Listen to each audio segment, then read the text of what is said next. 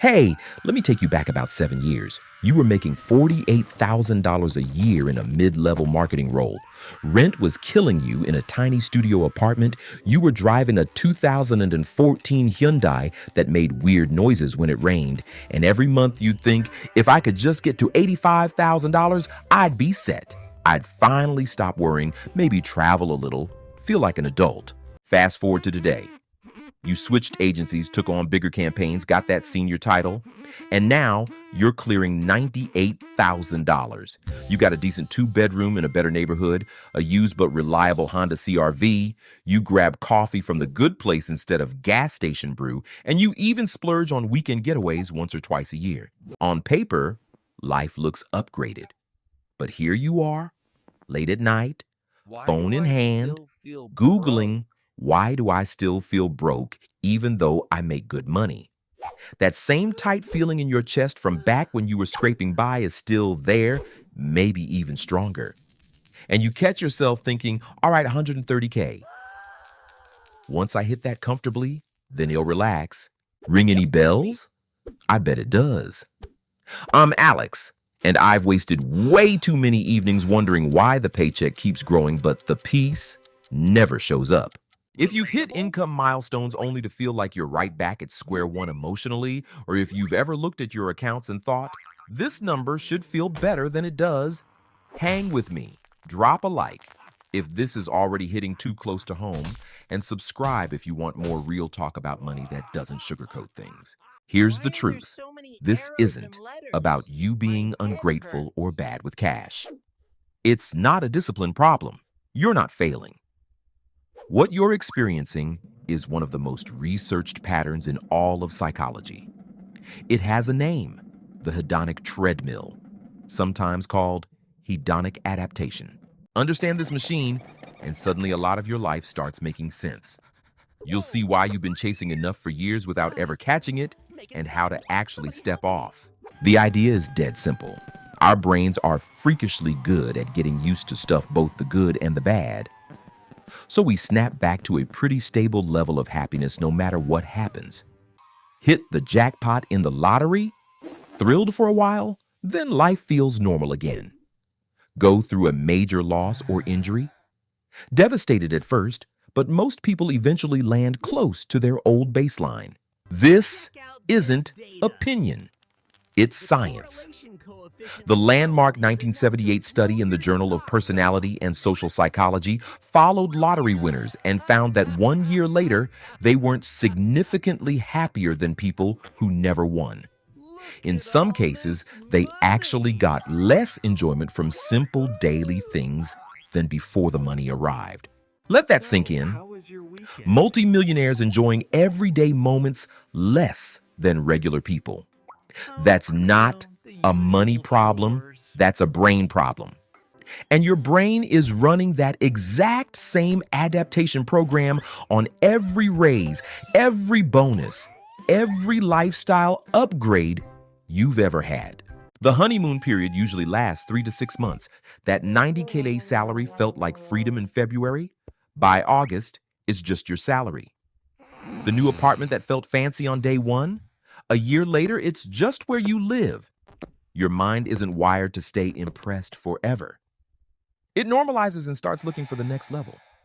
Now let's get into the numbers, because this is where it gets real and a little uncomfortable.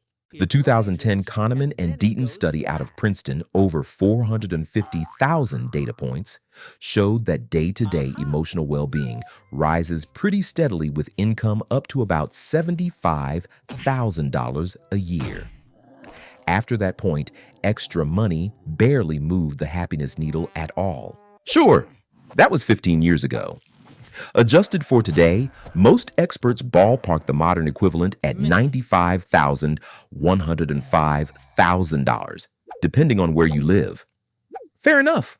But even the more recent 2021 research from Matthew Killingsworth at Wharton says yes, happiness keeps going up past that threshold, just at a dramatically slower rate.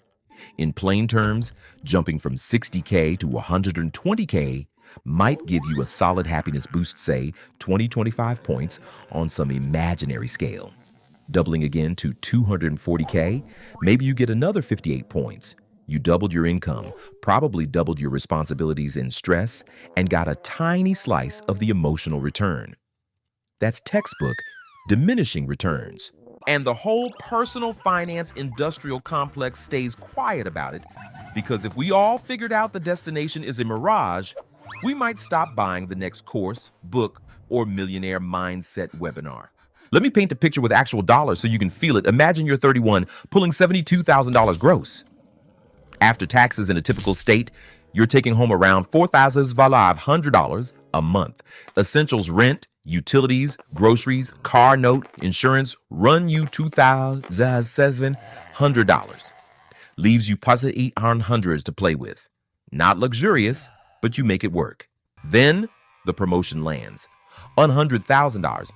Take home jumps to about $6,200 a month. Sweet, right? Except you move to a nicer place for $700 rent. Upgrade the car payment, $200. Start ordering in more because you're slammed $400 dining. Add streaming services, nicer work outfits, maybe a gym membership you use sporadically. Suddenly your must-haves balloon to $4,800, $5,000. Discretionary cash, back down to $1,200, $1,400. You made $28,000 more a year and somehow have less breathing room. That's lifestyle inflation in action, the hedonic treadmill showing up on your bank statement. Here's the stat that usually makes people's jaws drop. A 2023 Bank of America report said 52% of Americans earning $100K to $150K describe themselves as living paycheck to paycheck. Over half of people in the top 20% income bracket. A 2022 PWAMP survey found 36% of folks making over $200K feel the same way. This isn't only a New York or San Francisco thing. The numbers control for cost of living. At some point, we can't just blame the economy. We have to look at our own habits. Our lives expand to eat whatever income we feed them. So does that mean we should stop wanting more? Not at all. The goal isn't to kill desire, it's to want things on purpose instead of on autopilot. There's a world of difference between choosing a bigger place because you genuinely value having friends over for dinner versus getting it, because that's what people at my level do. The first is intentional and fulfilling. The second just fuels the treadmill. Decades of research show experiences deliver longer lasting happiness than material things. Travel, concerts, learning new skills, quality time with people you love. Why? Memories don't wear out like gadgets do. Experiences build connection. One of the biggest drivers of well-being, they become part of your story, not just clutter in your garage. A 2014 study in psychological science found that anticipating an experience creates more joy than waiting for a physical item, and the positive feelings stick around longer. Plus, experiences are often way cheaper than the stuff we buy instead.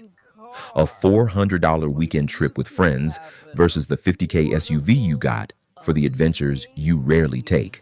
A $150 photography class versus the $12K home office reno you stopped noticing after 6 months. We're systematically overspending on low happiness return items and underspending on high return ones. Terrible math. One more concept that flips everything. The arrival fallacy. We convince ourselves happiness is waiting at the finish line, 6 figures, debt-free house, $1 invested, early retirement. Truth is, those milestones feel great for a minute. Then we adapt, and the goalpost quietly slides farther away. Real happiness lives in making progress toward goals we care about, not in crossing the line. The build-up to a trip feels better than most of the trip. Building the side hustle is more satisfying than selling it. Training for the race beats the medal ceremony. If you keep postponing joy until you get there, you're trading away the only part of life where happiness actually hangs out the journey for an arrival that will feel empty when you reach it.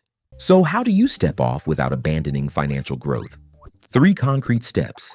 Create a lifestyle anchor rule before your next raise or bonus hits. Commit ahead of time. $6,070% of any increase goes straight to investments such as savings, 40% max to lifestyle. 15K raise. 5K can upgrade your daily life. Better coffee, nicer headphones, whatever. 10K goes to index funds. This stops automatic creep and makes the upgrades feel chosen, not reflexive. Do negative visualization once a week. It sounds morbid, but is liberating. Spend 10 minutes imagining life without your current job, apartment, car, or even close relationships. Feel the sting. Then come back to reality and realize you still have it all. That contrast floods you with gratitude, the single strongest antidote to hedonic adaptation. No extra income needed. Just stop sleepwalking through what you already have. Shift your focus to buying time, not more things. A 2017 study in the Proceedings of the National Academy of Sciences found that spending money to save time, cleaning service, good delivery, etc., boosts life satisfaction more than buying material goods. The ultimate time buy? Passive income.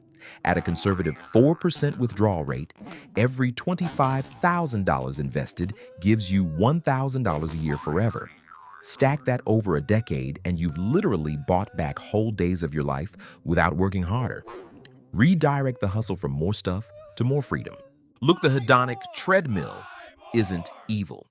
It kept our ancestors motivated in a world where tomorrow wasn't guaranteed. The problem is we're still running that old software in a world of artificial abundance, bombarded by ads telling us we're one purchase away from being there. Your brain buys the lie every time, but you're not powerless. You can decide that enough is a number you pick, not a feeling that never lands. You can track lifestyle creep. You can choose experiences over status. You can buy back your time instead of trading it for more toys. You can chase progress instead of arrival. Real success isn't crossing an imaginary finish line that keeps moving. It's having the clarity to step off a race that was never winnable and still build a life that actually feels good. If this shifted your perspective even a little, hit that like button, subscribe for more straight up money psychology, and I'll see you in the next one.